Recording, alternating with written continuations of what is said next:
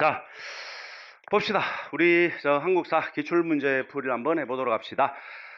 기출문제는 여러분들 뭐 다들 알고 있겠지만은 공무원 시험에 있어서 기출문제는 진짜로 뭐 거의 뭐 바이블입니다. 그래서 그대로 나오지는 않습니다. 그대로 나오면 욕 쳐듣기 때문에 여러분들아 그대로 내지는 않지만은 기출된 사료 또는 기출된 선지, 어쨌든 이재기가 안 들어간 것들은 전부 다 검증된 문제이기 때문에 그런 사료나 선지는 매번 자주 인용을 합니다. 꼭 같은 직렬에서 뿐만 아니라 타 직렬에서 나왔던 사료나 선지들도 다 인용을 해가지고 여러분들아 집어넣는 경우들이 많습니다. 되겠죠? 꼭 그거를 바라는 건 아니더라도 너희들 알다시피 기출에서 자주 나온 게 결국에는 가장 핵심되는 부분이거든. 그죠? 그래서 거기에서 나올 문제들이 자주 나온다라고 보시면 되는 거야.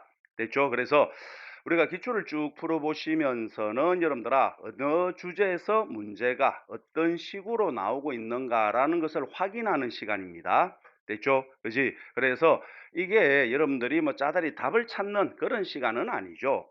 여러분들이 기출 문제집을 최소 한두 번 정도는 보셨다라고 하면은 답은 뭐 다 알 겁니다.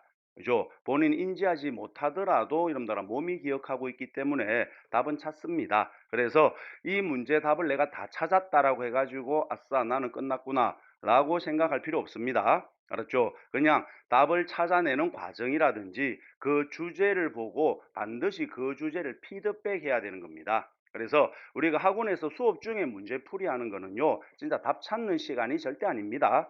알았죠? 답 찾는 시간이 아니야. 답을 찾는 시간이 아니라 어느 주제에서 문제가 이렇게 나오고 있는가를 보시는 거고, 그리고 그 주제를 다시 한번 더 확인하는 겁니다.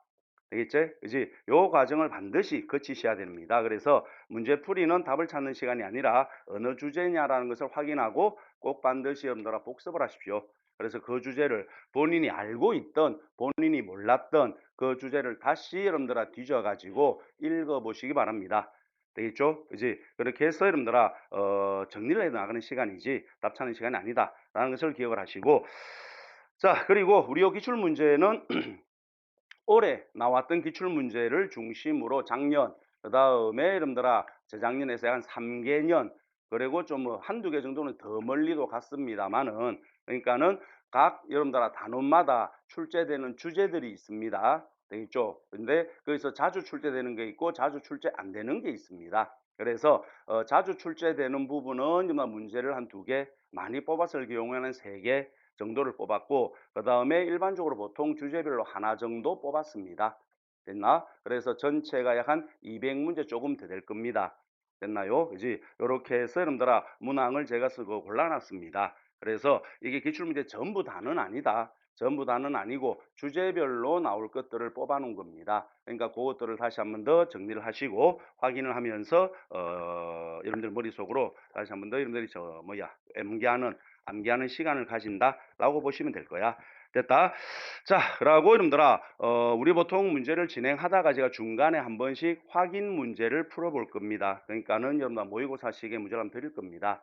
되겠나? 자주 하지는 않을 겁니다. 기출문제는요. 기출문제 시간에는 어쨌든 여러분들아 진도를 나가는 게 필수이기 때문에, 그래서 큰 단원이 하나가 마무리되어 들어갔다라고 하면은 한 번씩 이렇게 모의고사를 불현듯 칠 겁니다. 그래서 수업하실 때 항상 여러분들 뭡니까? 사인펜을 들고 다니시기 바랍니다. 알았죠? 그지? 그러면은 그거를 주면은 그 시험이 만약 있다 아침에 왔는데 그러면은 치고 그러고 답안지를 한번 제출해 보십시오. 되겠죠? 답안지를 제출해 가지고 뭐 잘 쳤으면은 뭐 포인트 같은 거 주잖아 얘네들 학원에서. 그지? 그런 것도 받아보고 잘 못 친다라고 해 가지고 여러분들 좌절할 필요는 없고, 알았죠? 이제 어쨌든 계속 보는 시간입니다. 문제를 통해서 공부하는 시간이니까 점수에는 크게 연연하지 마라. 알았죠? 점수에 연연하게 되면은 시험이 두려워집니다. 시험을 두려워지고 그러면은 여러분들아 자꾸 뒤로 빠져. 뒤로 빼게 되면 아는 것도 틀립니다. 그러니까 두려워하지 마시고 한번 즐겨봐봐. 알았죠? 그래서 빵점 좀 받아보고 빵점 받지 말고, 그지? 이제 자살한다. 그죠? 그러니까 한 10점도 받아보시고, 꽈락도 놔보시고, 그지? 그러고 8점도 받아보시고, 멘탈은 계속 깨져야 됩니다. 여러 번 강조합니다. 저는 멘탈은 계속 깨지십시오. 유리 멘탈이다. 계속 깨라. 그죠? 곱게 곱게 간직하다가 시험장에서 깨지지 말고, 알았죠? 시험장에서 깨지는 순간 그 시험 조지는 거다. 알았죠? 그러니까 애초에 진작에 깨라, 지금. 다 깨라. 그지? 깨고 이름들아 울고 집에 가면 그만인 거고. 그지? 그러면은 본인 스스로가 이런다 힘듭니다.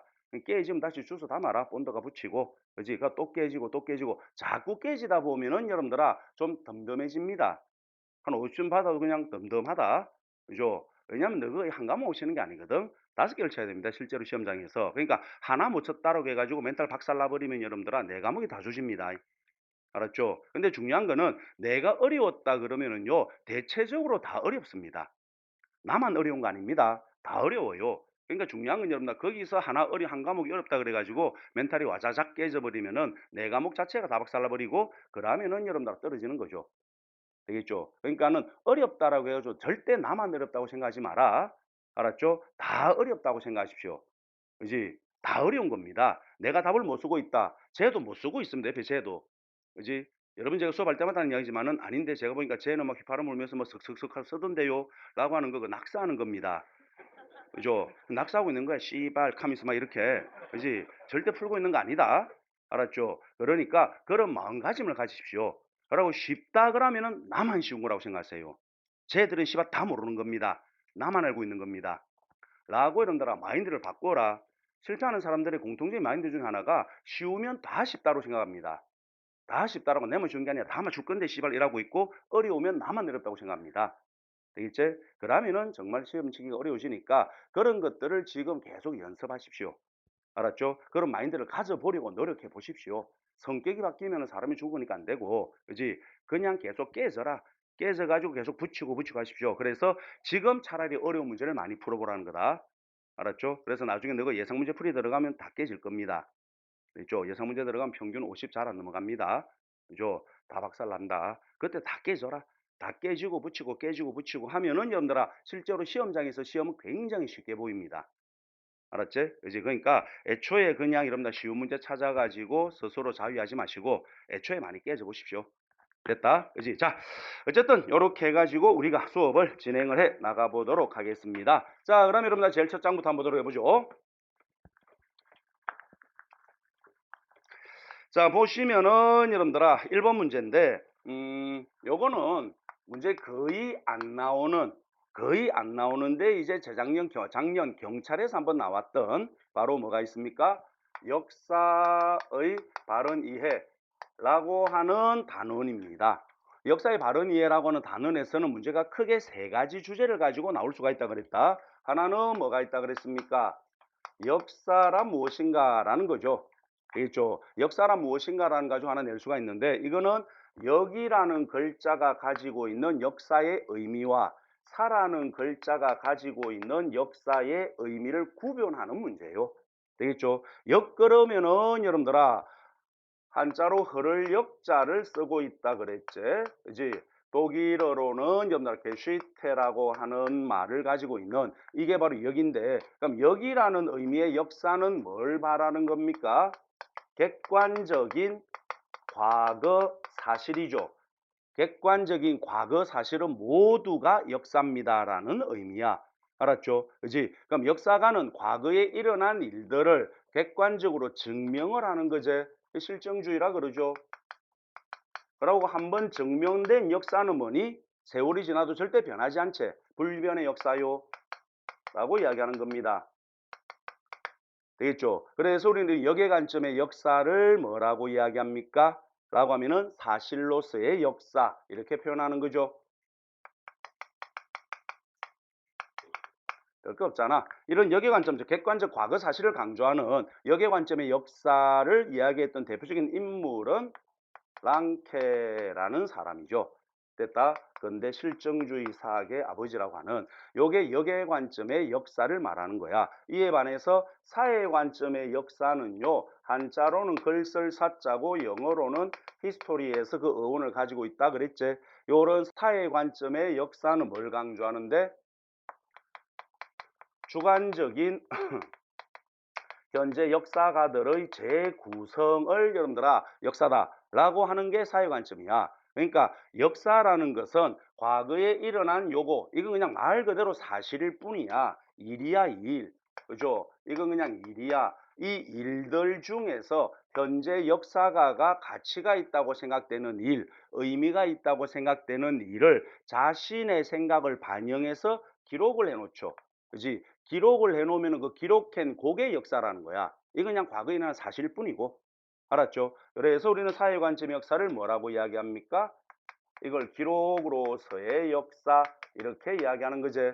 그죠? 따라서 이런 사회관점의 역사는 여러분들아 A라는 사람, 즉 여러분들아 1961년 5.16 박정희가 엎었죠. 그지? 이거는 그냥 사실이다. 그러니까 이거 자체가 역사야 라고 하는 게 역의 관점이고, 그지? 이건 그냥 과거에 일어난 사실이야. 이 사실에 의미를 부여해 놓으면 이게 역사야 라고 말하는 게 사회관점이거든. 그지? 그래서 이 5.16을 여러분들아 혁명이라고 의미를 부여하는 경우도 있을 거고, 이런 5.16을 여러분들아 쿠데타라고 의미를 부여할 수도 있겠지. 그지? 언제 누가 어떤 관점으로 바라보냐에 따라서 의미가 다르게 나오잖아. 역사는 계속 바뀐다는 말이지. 되겠죠? 그래서 요거를 뭐라 그래요? 상대주의라 그럽니다. 됐죠? 그러고 이러면 매번 바뀌는 변화의 역사죠. 됐죠? 그러니까 요 사회 관점의 역사의 의미에는 요 역사책에는 그 책을 쓴 사람의 주관이 반영될 수밖에 없다라고 이야기하는 거잖아. 그래서 우리가 역사를 배운다 그러면은 뭘 배우는 거니? 우리가 보통 일반적으로 역사를 배운다 그러면 이런 사회 관점 역사를 배우는 거지. 그죠? 그래서 우리가 역사책을 읽을 때 가장 주의하고 조심해야 될 것이 뭐라 그랬니? 누가 썼냐라는 거죠. 그지? 왜? 역사책에는 그 사람이 주관이 들어가 있으니까. 그러니까 이런 사람, 이런 생각을 가진 사람이 쓴 글이다 라고 생각하고 읽고 그러고 내 생각을 반영해 가지고 내 나름대로 결론을 내려라 라는 것입니다. 됐다. 자, 요런 사회관점 역사를 얘기했던 사람이 누가 있노? 크로체, 그 다음에 콜링우드 이런 사람들이 여기에 해당합니다. 되겠나요? 그렇지? 그리고 역과 사가 다 필요해 라고 주장했던, 저 우리가 바로 이름들아 바로 조화를 강조하는, 그지? 사람이 누가 있어요? E.H. 카라는 사람이 있지. 이 사람이 쓴 대표적인 걸 역사란 무엇인가 라고 하는 책이 있지. 이 책에서 E.H. 카는 역사를 뭐라고 정의 내렸습니까? 과거와 현재와의 끊임없는 대화입니다 라고 정의를 내렸던 거잖아. 그지? 자, 이렇게 우리가 모르는 요런 E.H. 카라는 사람은 중도적 관점이라고 표현하는데, 중도적 관점인데 둘 중에 하나를 잡아라 그러면 뭐니? 사회관점의 역사다 그랬지. 사회관점의 역사에서 역의 관점의 역사를 받아들인 사람이다. 자, 요게 첫 번째 주제, 역사의 의미를 가지고 만들 수 있는 문제야. 되겠죠? 그 다음에 두 번째 요 단원에서 만들 수 있는 문제 주제가 뭐가 있습니까? 라고 하면 보편성과 특수성이라는 것을 정리를 하는 거죠. 보편성은 모든 나라의 역사 또는 문화에 말 그대로 보편적으로 다 같이 가지고 있는 거. 그죠? 그래서 이걸 세계사적 보편성 그러지. 그럼 특수성은요, 그 나라에서 강조되는, 그 나라에서만 보이는 것보다도 그 나라에서 강조되는 이런 것들을 특수성이라 그럽니다. 그래서 여러분들아 바로 우리나라 한국사의 특수성 이렇게 표현하는 거야. 이런 보편성과 특수성의 상관관계를 이해를 하면 돼. 별건 없고. 그럼 어쨌든 결론은 뭔디? 둘 다 있다는 거지.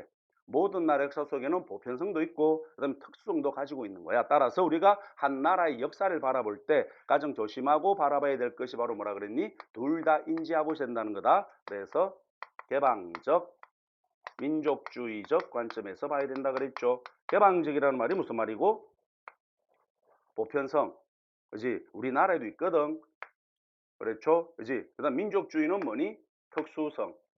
즉 세계사적 보편성 속에 우리나라가 가지고 있는 우리나라 역사의 특수성을 잊지 말아야 됩니다 라고 표현하는 거예요. 그럼 나머지 세 번째 나오는 게 뭐니? 기사 등등등 있는데 바로 이름들아 역사 학습의 목적이라는 게 있지. 역사 학습의 목적은 역사를 학습하는 게 있고 역사를 통해서 학습하는 게 있지. 역사를 학습한다는 것은 과거 사실 자체를 배우는 거고, 역사를 통해서 학습한다라는 것은 과거를 통해서 현재 미래에 대처하는 능력을 키우는 거죠. 됐죠? 여기 역사 학습의 목적이다. 그 다음에 역사가 가지고 있는 외면과 내면이 있습니다. 외면은 여러분들아 내 눈으로 보이는 것, 즉 역사적 사건 현장에 내가 있을 때 내 눈에 보이는 것들. 요걸 외면. 내면은요, 그 자리에 내가 있어도 내 눈에 보이지 않는 것들. 그죠? 어떤 여러분들아 그 사람이 가지고 있는 의도라든지 배경이라든지 이런 것들, 이런 것들을 역사의 내면이라 그럽니다. 됐죠? 그지? 요거를 배우는 거를 역사를 배우는 거죠. 되겠나? 즉, 여러분들 1884년 갑신정변 당시 우정국 현장에 내가 있어. 그럼 그때 내 눈에 보이는 것들, 몇 년, 몇 월, 며칠, 몇 시에 누가 어디서 뛰어와가지고 누구를 죽이고 어디로 뛰가고 하는 거. 요게 외면이야. 요거만 배우는 걸 역사를 배우는 거죠. 되겠지? 그 다음에 외면과 내면을 서로 연결시키면서 역사를 통한 학습이 되는 거죠. 되겠나? 그지? 뭐 이런 것들입니다. 그 다음에 사료 비판이죠. 이 사료 비판 역시 외적 비판이 있고 내적 비판이 있거든. 외적 비판은 사료 자체를 비판하는 거. 그 사료 자체의 진위를 비판하는 거. 내적 비판은 내용의 비판이야. 알았죠? 그지? 요렇게 해서 여러분들아, 요런 큰 세 가지 주제를 가지고 나오는 게 일단은이다. 라고 말씀드립니다. 근데 우리가 보통 수업할 때도 일단은 빠르게 넘어가 버리지. 문제 거의 안 나오고요. 한 번씩 나온다 그러면은 이제 얘가 한 번씩 나옵니다. 역사의 의미만 조금 정리를 해 두십시오. 라고 그랬습니다. 자, 그럼 이제 1번 문제로 가보시면은 다음 내용에 대한 설명으로 틀린 것을 찾아봐라 라고 되어 있습니다. 역사가와 역사적 사실은 상호 불가분의 관계다.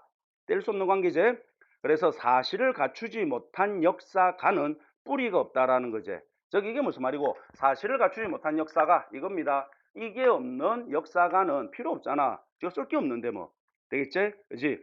그래서 열매를 맺을 수가 없고, 반면에 역사가가 없으면 사실은 생명이 없는 존재일 뿐이야. 자기에 대해서 써줄 사람이 없잖아. 그렇죠? 그래서 둘은 항상 같이 있어야 된다. 그래서 역사란 무엇일까? 이 질문에 나의 궁극 답변은 다음과 같다. 그지? 과거, 현재 끊임없는 대하다. 자, 나왔습니다. 누구 그립니까? E.H. 카라는 사람이 그리제. 역사란 무엇인가? 라고 말하는 글입니다. 자, 그러면은 여러분들아 보자. 틀린 걸 찾아라. 1번 사실로서의 역사를 강조하는 실정주의적 역사관이 잘 드러나고 있다. 사실로서의 역사를 강조하는 실정주의적 관점. 이건 여기 관점이잖아. 그지? 지금 이 책을 쓴 카는 뭔데? 중도적 관점, 조화적 관점을 이야기하는 거야. 하나에 치우친 거 아니다. 되겠지? 랑케의 글을 여다 써놨다면 1번이 답이 되겠죠.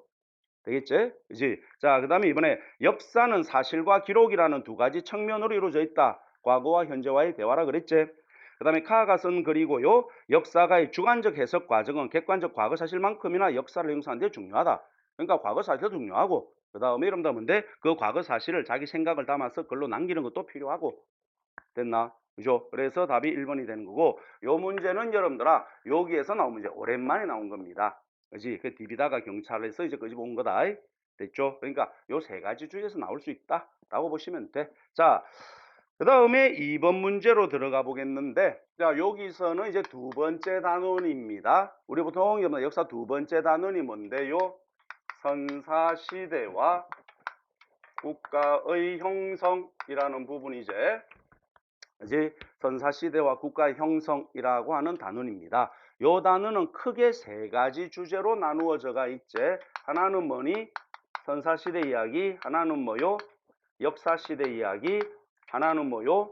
국가에 대한 모습. 자, 이렇게 크게 세 가지 주제고, 이 선사와 역사를 나누는 기준이 뭐겠니? 앞설 선자의 글쓸 사자고 흐를 역자의 글쓸 사자제. 그지? 즉 문자의 유무입니다. 글자 사용하기 전, 글자 사용하기 후. 그래서 선사 역사를 나누는 거고, 또 다른 기준으로 바라본다면은 선사 같은 경우에는 사용하는 도구가 석기요. 이제 역사시대 들어오면서는 사용하는 도구가 금속이요. 선사시대는 사회적으로 평등 사회요. 역사시대는 사회적으로 계급 사회요.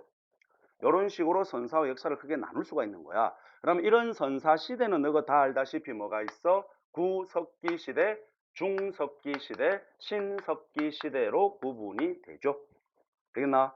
역사 시대는 어떻게 갑니까? 청동기와 철기로 구분이 됩니다.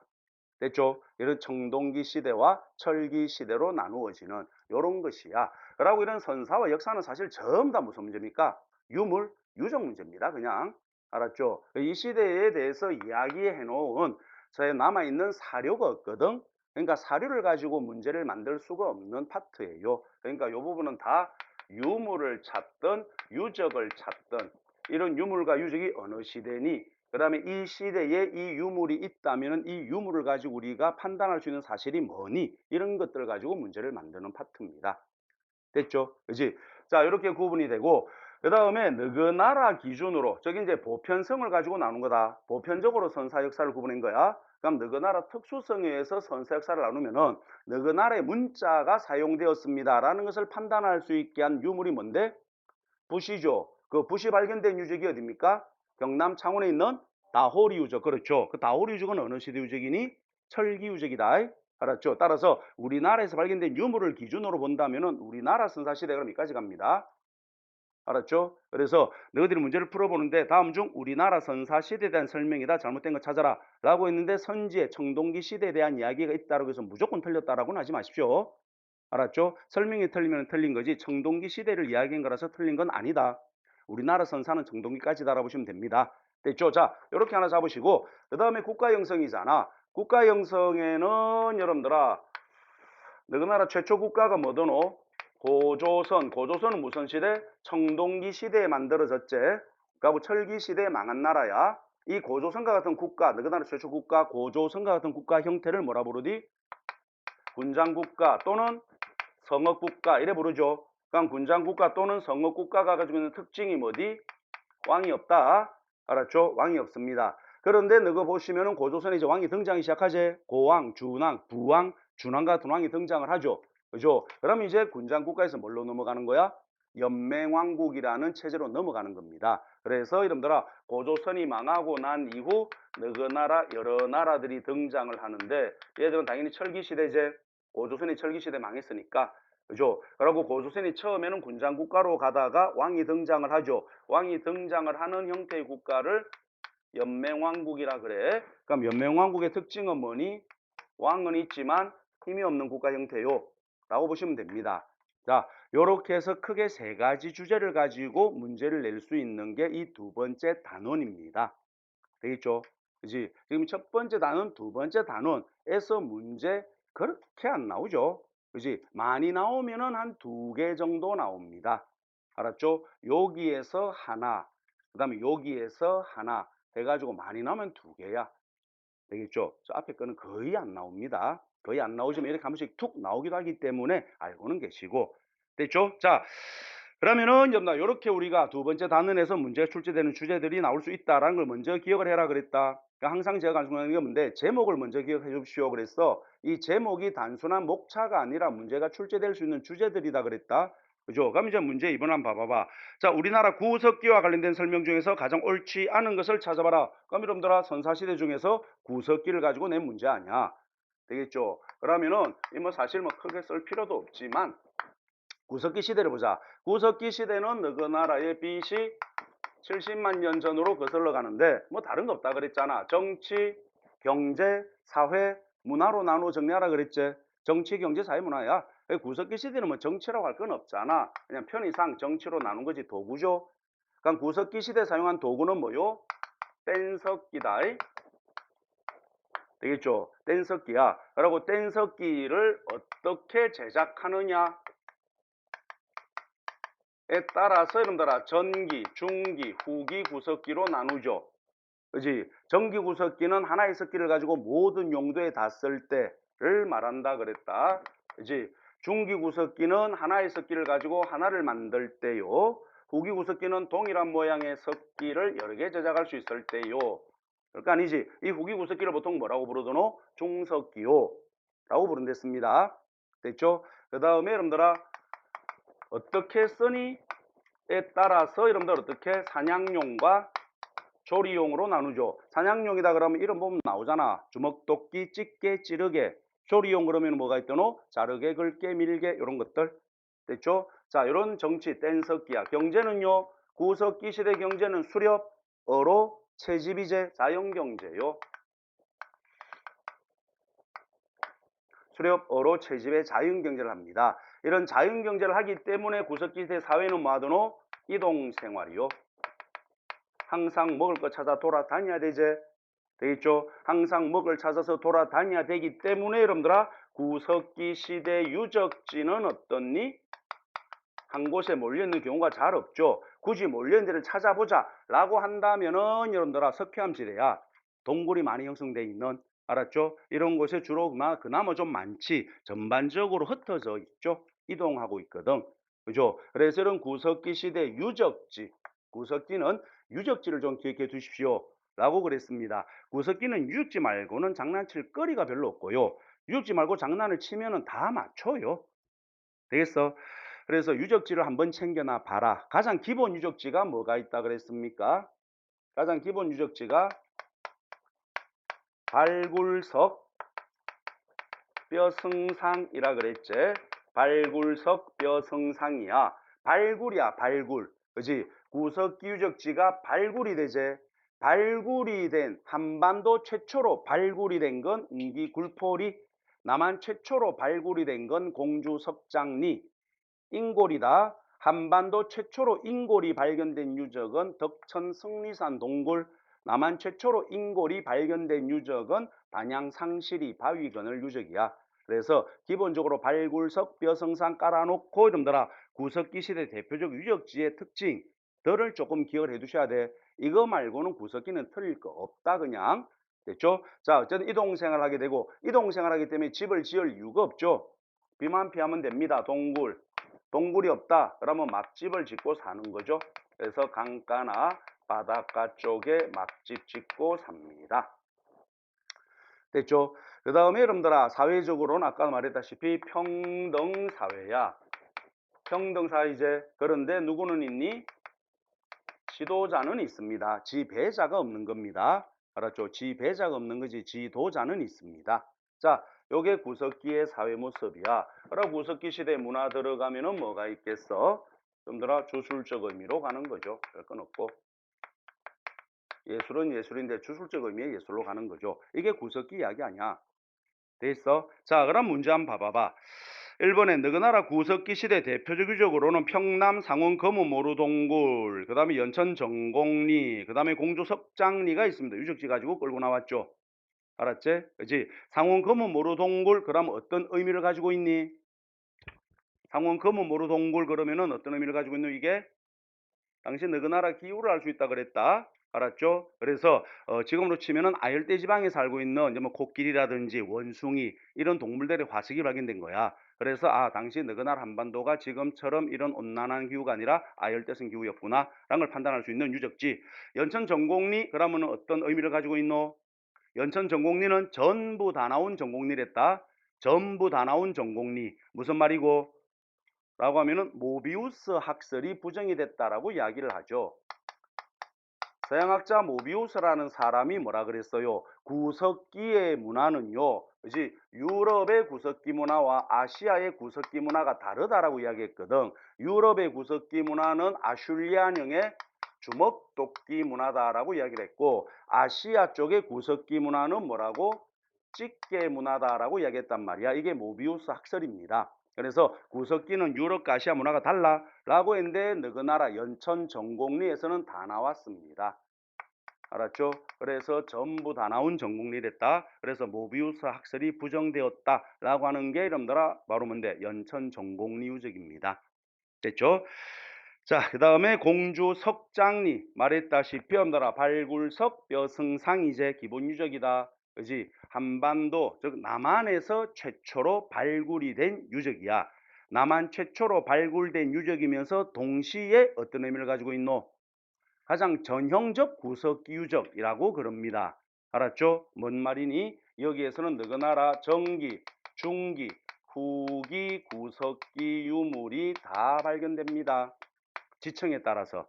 알았죠? 그래서 이 공주 석장리 유적을 뭐라고도 표현합니까? 한반도의 구석기 시대가 존재했음을 확인해주는 유적이라고도 표현합니다. 전기, 중국이 다 있다는 말이다. 됐죠? 요게 공주 석장리.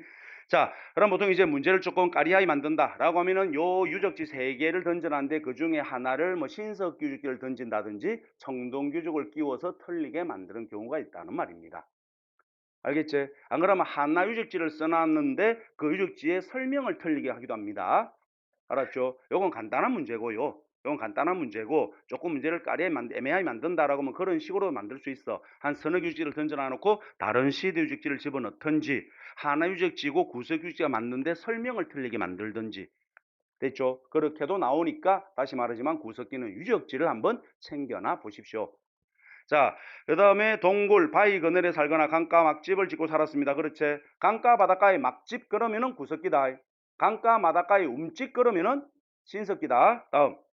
동굴, 바위 그늘에 처음에는 집게와 같은 도구를 가지고 여러 용도로 사용해서 점차 뗀석기를 제작하는 기술이 발달하면서 용도가 뚜렷한 작은 석기들을 만들었다. 말했잖아. 처음에 하나 가지고 전부 다 쓰다가 점점점 하나를 가지고 하나의 용도로 쓰기 시작하는 거지.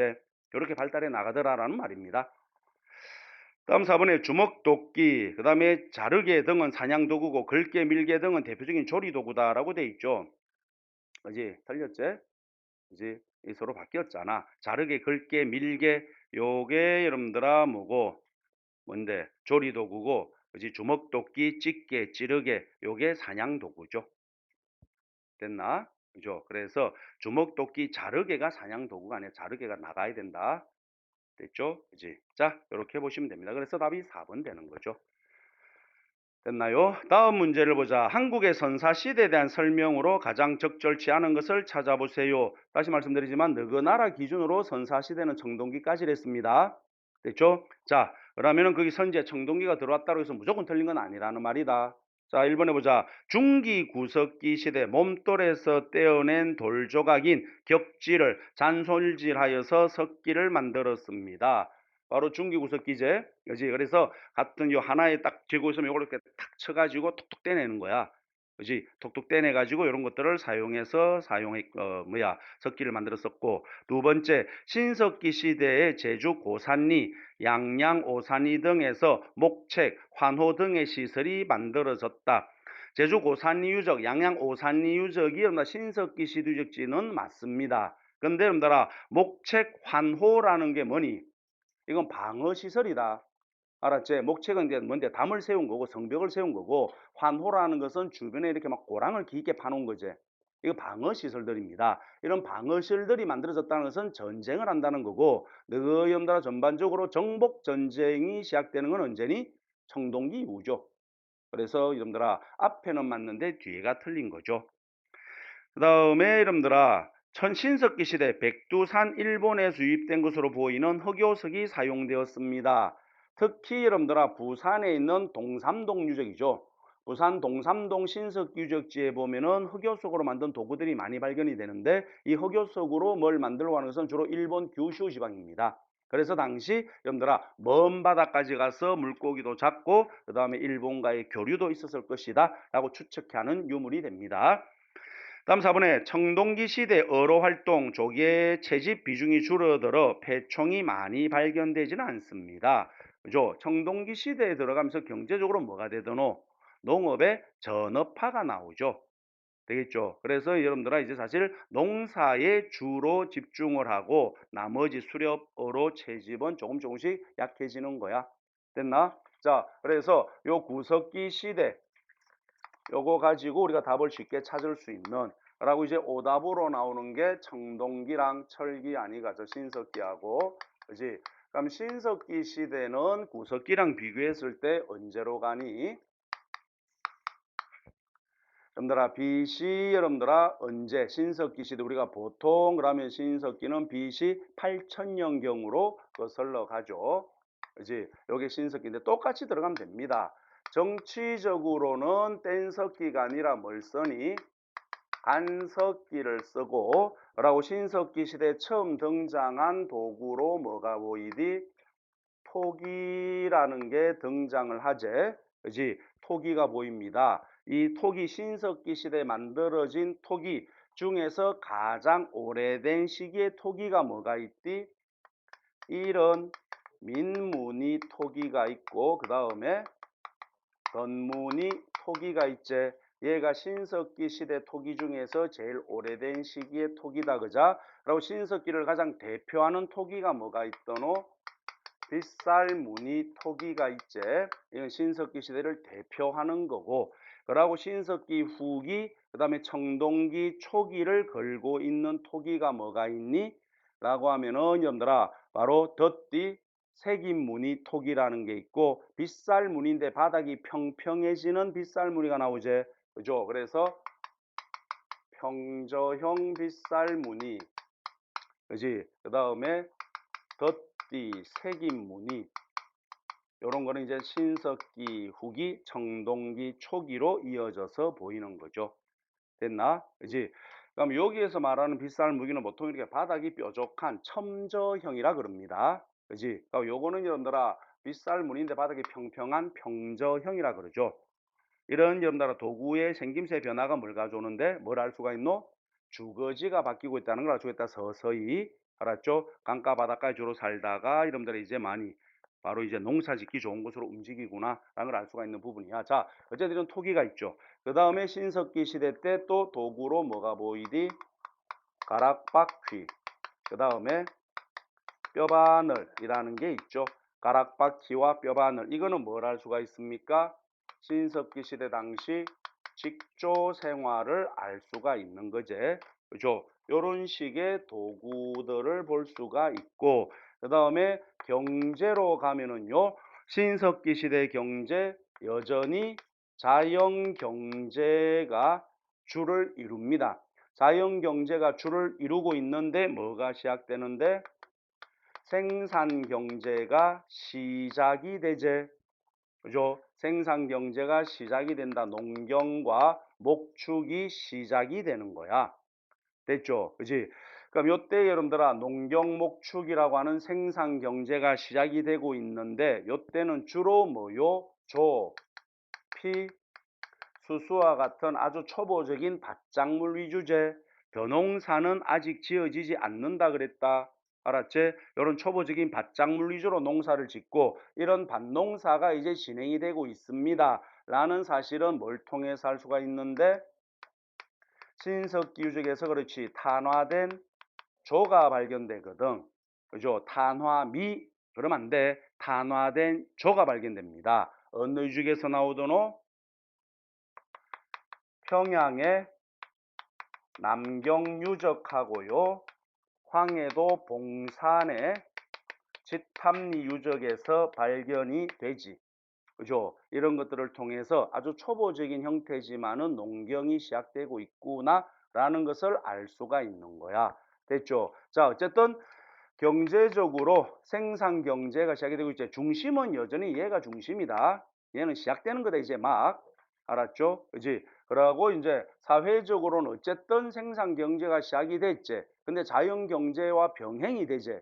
그죠? 그러니까는 여러분들아 어떻게 되니? 이제는 어쨌든 이동을 하면 안 된다. 정착을 해야 될 거 아니야. 그죠? 주로 어디에 정착해야 돼? 두 가지를 다 할 수 있는 곳이죠. 강가나 바닷가에 정착을 하는 겁니다. 그죠? 그럼 정착을 하니까 이제 집을 지어야 될 거 아니야? 뭘 짓니? 움집을 짓죠.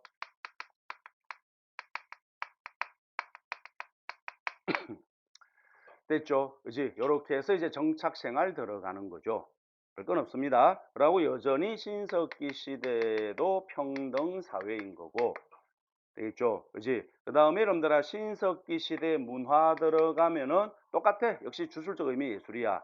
그지? 그 비너스 여인상 이런 것들이 울산에서 신암리에서 발견이 되는데 굉장히 풍만하죠. 그래서 이제 막 다산, 풍요 이런 것들을 상징한다라고 하는 주술적 의미의 문화적인 예술이 보이고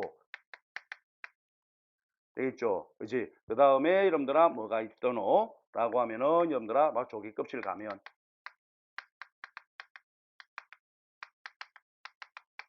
그러니까 뭐 칠해그리 뭐 이런 것들이 대표적이야. 이거 다 우리가 일반적으로 뭐라고 표현하디? 내 몸을 지키는 부적이라 그러는 거야. 호신부라 그런다. 예술적으로 아름답기 위해서 하는 거 아니다.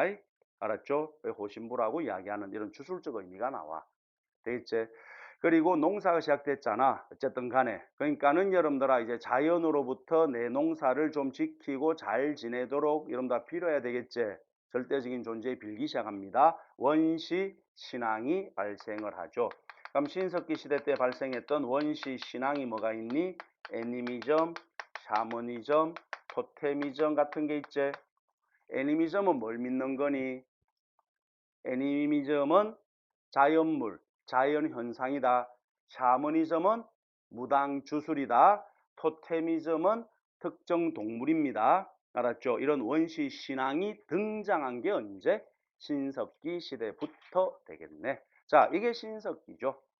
되겠지? 그래서 보통 구석기, 신석기를 붙여가지고 그냥 머릿속에 박아놓고 구석기 시대에서 여러분들아 달라진 거 위주로 신석기를 정리해 두시면 됩니다. 되겠죠? 그지? 여러분들 대부분 다 알고는 계실 겁니다. 알고 있고 문제도 많이 나오지 않아. 그래서 우리 여기에서도 제가 이 부분에 문제를 많이 뽑아두진 않았다. 문제를 많이 뽑아두지 않은 대신에 제가 지금 그냥 설명을 쭉 해드리는 거야. 그러니까 다시 한번 기억을 더듬어 보십시오라는 겁니다. 알았죠? 이 부분이 아주 중요하니까 꼭 외우십시오가 아니고 워낙에 이 부분은 잘 나오진 않고 그지? 그래도 여러분들아 나오기는 꼭 한두 문제씩 나오니까 그래서 쭉 다시 한번 더 정리를 해 보십시오라는 의미다. 알았죠? 자, 그러면은 여러분들아 4번 한 가보자. 4번에 보면은 밑줄 친 이 시대 유물로 옳은 것을 찾아봅시다. 자, 이 시대에는 인류가 농경과 목축을 시작하여 스스로 식량을 생산하는 단계에 이르렀고 한반도 일대 살았던 사람들이 주로 강가 바닷가에 움집 짓고 살더라. 그리고 부족을 형성하더라 라고 돼 있죠. 우리 동 신석기 시대를 뭐라고 표현합니까? 신석기 시대 시족이라 그러지. 대체 신석기 시대는 시족이야.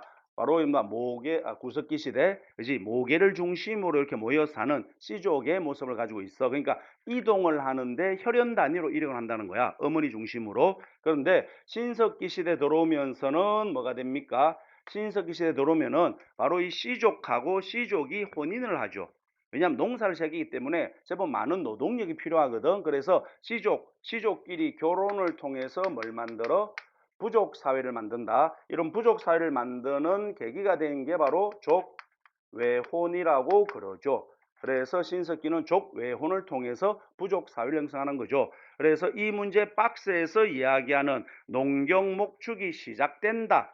이거 하나만 봐도 신석기란 걸 알 수가 있고, 그 다음에 여러분들아 강가 바닷가에 움집을 짓고 살더라 라는 부분을 통해서도 신석기란 걸 알 수가 있고, 마지막으로 여러분들아 뭔데 부족 사회를 형성하더라 라는 거, 요 문장 속에, 요 박스 속에는 세 가지의 힌트가 되는 문장이 들어 있습니다.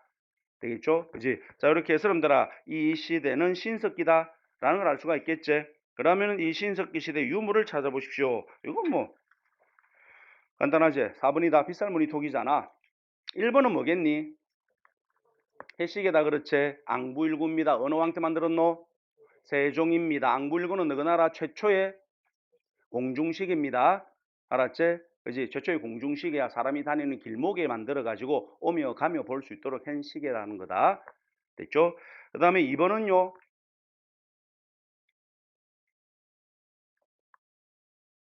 처음 보나?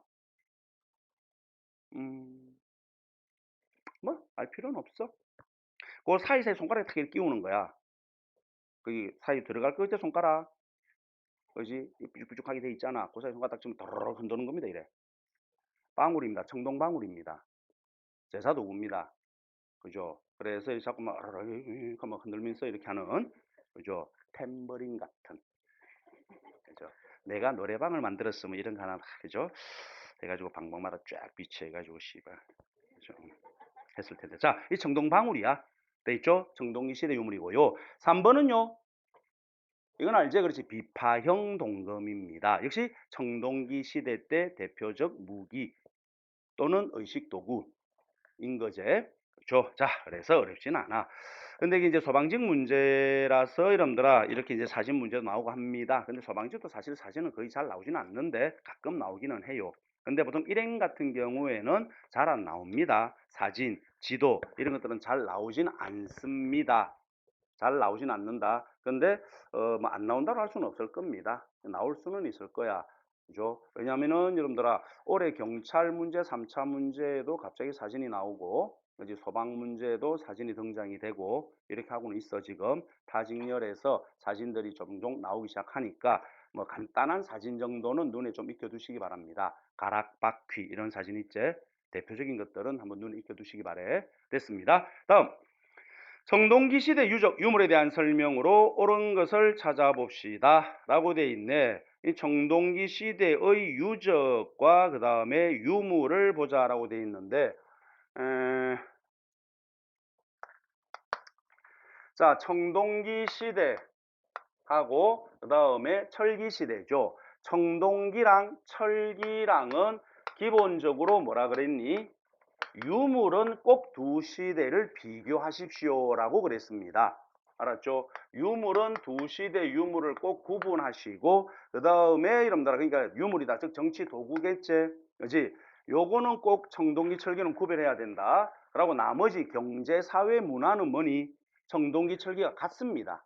그러니까 청동기 시대 이후의 모습 하면은 그냥 청동기 철기가 쭉 이어지는 거야. 그래서 유물은 두 시대가 다르거든요. 다른 거 없죠. 일단 무기요. 청동기 시대를 대표하는 무기가 뭐가 있을까? 청동기 시대 주로 쓰는 무기는 석기입니다.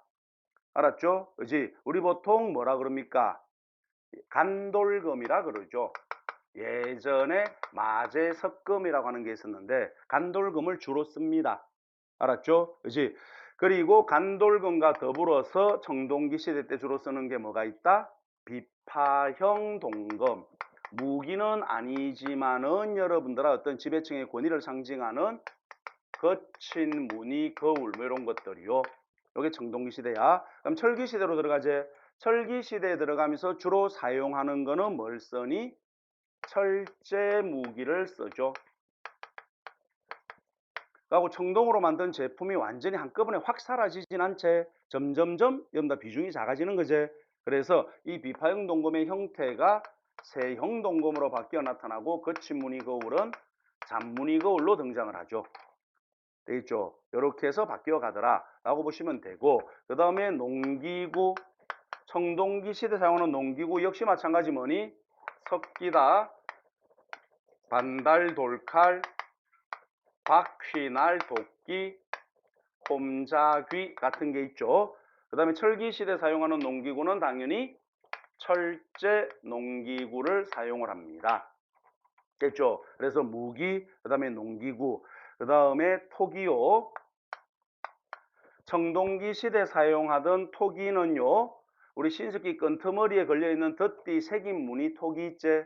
여기에 청동기 초기까지 보입니다. 알았죠? 근데 청동기 시대를 대표하는 토기는 뭐니? 민무늬 토기요. 되겠나? 그냥 무늬 없는 토기야. 그리고 이 무늬 없는 토기의 이름은 무늬가 없기 때문에 주로 출토된 지역을 지명을 붙이거든. 그래서 여러분들아 바로 미송리에서 발견되면 미송리식 토기, 그 다음에 부여 송국리에서 발견되면 송국리식 토기 이렇게 지명을 붙여. 그래서 민무늬 토기 중에서 대표적인 게 미송리식 토기. 양쪽에 손잡이가 달려 있는 거다. 미송리 토기는 양쪽에 손잡이가 달려있다. 그래서 토기에 대해서 우리가 아무것도 모르더라도 미송리식은 찾을 수가 있습니다. 손잡이 있으면 미송리식입니다. 되겠죠? 그리고 붉은 간토기. 자, 철기로 들어가면 여전히 민무늬 토기가 대세야. 되겠죠? 근데 이제 붉은 간토기가 아니라 뭘로 가니? 검은 간토기로 들어가죠. 그 다음에 덧띠 토기가 보여요. 되겠죠? 그 다음에 무덤의 형태요. 청동기 시대를 대표하는 무덤이 뭐니? 고인돌이요. 되겠죠? 고인돌이 있습니다. 계급을 대표적으로 보여주는 이 고인돌 같은 경우에는 어때? 북방식이 있고 남방식이 있지. 북방식은 여러분들 밑에 받침돌이 큰 거요. 탁자형이라 그럽니다. 남방식은 밑에 받침돌이 조그만 거요. 바둑판식이라 그럽니다. 되겠죠. 그래서 너가 주로 강화도나 저 위쪽 지방으로 가면은 이런 식의 고인돌이 많고요. 그 다음에 저 전라도 고창 이런 데 가면은 거의 이런 식의 고인돌이 많아요. 되겠지? 굳이 순서를 찾아본다면은 얘가 먼저 보이고 얘가 나중에 보여요. 왜요? 너나 청동기는 위에서 북쪽에서 남쪽으로 내려오거든. 그러니까 북부 지방이 먼저 청동기 시대로 넘어가고 그 다음에 남부 지방이 청동기 시대로 따라옵니다. 되겠죠? 그래서 얘가 먼저 보이고 얘가 나중에 보여요. 됐지? 그지? 자, 이런 고인돌이 있고, 그 다음에 돌무지 무덤, 돌널 무덤, 이런 것들이 있죠. 됐지? 라고 여러분들아, 철기시대 들어가면은 뭔데? 얘들 그대로 보입니다. 그대로 보이고, 여러분들아, 여기에 널무덤, 그 다음에 덧널무덤, 뭐 동무덤, 이런 것들이 추가적으로 보여. 동무덤 이어도 보입니다, 사실은. 청동기 시대도 동무덤이 보여요. 철기 시대 때도 많이 보이고 그런 겁니다. 자, 이렇게 고분을 좀 비교를 해두는 거야. 되겠죠? 그지? 그리고 여러분들아, 철기 시대에 들어오면서 중국과의 교류가 활발하게 나타난다라는 사실도 알 수가 있지. 뭘 가지고 알 수가 있습니까? 명도전, 단량전, 오수전이라는 화폐. 이거 춘추전국 시대 때 중국 돈이제. 이건 너그 나라에서 발견되고 있거든요. 그 다음에 진과라는 것도 발견이 됩니다. 진과는 진나라 창입니다. 되겠죠? 그지? 진과라고 해서 진나라 창도 발견이 돼. 됐나? 그죠? 그 다음에 여러분들아, 한자가 들어왔을 것이야 라고 추측해 하는 게 부시제, 경남, 창원, 다호리 중에서 발견이 된 여기 철기시대부터 라고 말하는 거죠. 됐나? 이게 청동기 철기의 여러분들아 유물 구분이야. 별 건 없다. 근데 청동기 철기는 유물은 꼭 두 시대를 나누어서 구분해 놓으세요. 나머지는 청동기 이후 철기 그대로 보이거든. 그럼 예를 들어 그 나머지가 뭐가 있니? 제일 큰 변화가 뭐야? 경제. 이건 지금 정치제 도구잖아. 그럼 경제가 뭐가 바뀌디? 생산 경제가 발달하죠. 신석기 시대 때는 생산 경제가 뭐라고 써놨습니까?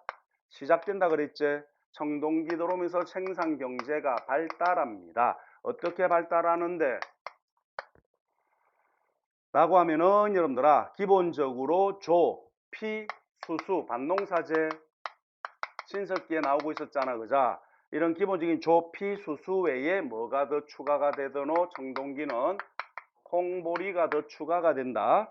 되겠죠? 그지? 콩보리가 더 추가가 되고 벼농사가 시작이 되잖아. 되겠죠? 벼농사가 시작됩니다.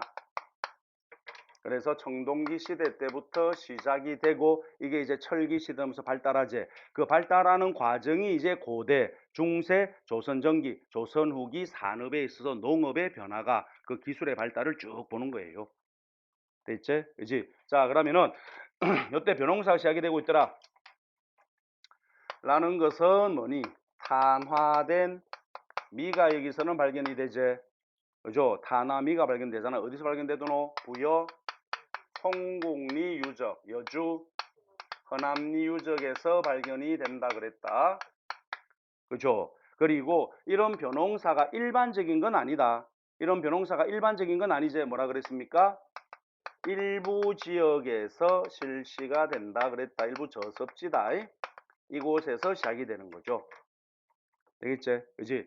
요렇게 해서 여러분들아 생산경제가 발달을 하는 거고 생산경제가 발달하면서 여러분들아 주거지가 바뀐다. 그지? 어디로 갑니까? 강가 바닷가가 아니라 낮은 산지나 구릉지대로 이동을 하게 되고 되겠어? 그지? 그러고 생산경제가 발달하제. 생산경제가 발달에 들어가면서 여러분들아 주거지가 바뀌고 그 다음에 뭐예요? 정복전쟁이 시작이 되죠. 잉여 생산물이 생기거든. 경제가 발달하다 보니까 먹고 남아요. 먹고 남는 걸 서로 차지하려고 싸운다. 그지? 그래서 우리 아까 문제 봤던 뭐가 설치가 되디? 방어시설이 주거지 근처에 설치가 되고 하는 거죠. 그렇죠? 그지? 그 다음에 이제 남녀 간의 분업이 나오지만 남성 중심의 사회가 등장을 하더라 라는 거죠. 그리고 이 과정에서 이긴 자와 진 자, 가진 자와 못 가진 자 사이에 뭐가 발생해요? 계급이 발생을 하는 거고 그래서 지배계급은 자신의 지배를 합리화시키기 위해서 나는 하늘이 선택한 민족이기 때문에 당연히 너를 지배할 수 있어라고 하는 선민사상이 나타나고 다 있다. 그지? 그래서 뭐 문제 쫙 그냥 문제만 착 풀면은 금방이겠는데 그죠? 그냥 한번 여러분들이 머릿속에 환기를 시켜 보십시오라는 의미로 빠르게 기본 핵심적인 내용들을 정리를 해봤습니다. 그죠? 그럼 뭐 보시다시피 여기 거의 다 문제 걸려 나올 거야. 그럼 문제로 돌아와 가지고 그럼 이제 청동기 시대 유적 유물에 대한 설명으로 옳은 것을 찾아라. 연천전공리 아까 좀 전에 나왔잖아. 구석기 시대 유적이었지. 전부 다 나온 전공리라 그랬습니다. 그 다음에 경남 창원 다호리에서 붓이 발견됐다. 이거는 철기라 그랬지. 그 다음에 강화 부건리에서 탁자식 고인돌, 북방식 고인돌이죠. 그죠? 청동기 시대 대표적 고분으로서 북방식 고인돌이 위쪽에서 보이는 거예요. 4번에 서울 암사동의 빗살무늬 토기, 이거는 신석기가 되겠습니다. 자, 요렇게 해가지고 여러분들아, 우리 뭐 제가 문제는 몇 문제 안 되는데 제가 지금 말을 좀 판서를 좀 많이 했는데 요까지야. 알았지? 요까지에서 여러분들 구석기, 그 다음에 신석기, 청동기, 철기 해가지고 여러분들 보통 선지로 섞여 나옵니다. 신석기 문제 하나, 청동기 문제 하나, 철기 문제 하나, 이게 아니라 보통 구석기 문제, 뭐 선지에 섞여, 신석기 문제 선지에 섞여 이렇게 나오기 때문에 그냥 전체 요 부분을 쭉 한 판서에 드린 거니까, 그죠? 한번 뭐 다 알고 있는 내용인데 뭐 라고 하지 마시고, 여기에서는 문제가 나오면은 안 틀려, 웬만하면 안 틀려. 근데 틀리는 경우는 뭐다? 실수다. 알았죠? 실수로 틀립니다. 실수로 틀리기 때문에 실수하지 않도록 항상 주의를 기울이시고 가장 기본적인 내용들을 머릿속에 넣어놔 보십시오. 자, 그 다음에 여러분들아, 한 서너 문제가 뭐가 나와 있습니까? 그러면 국가의 형성, 요거 가지고 이야기 될 거야. 고조선 이야기, 여러 나라 이야기 되겠죠? 잠깐 쉬었다가 가도록 하겠습니다.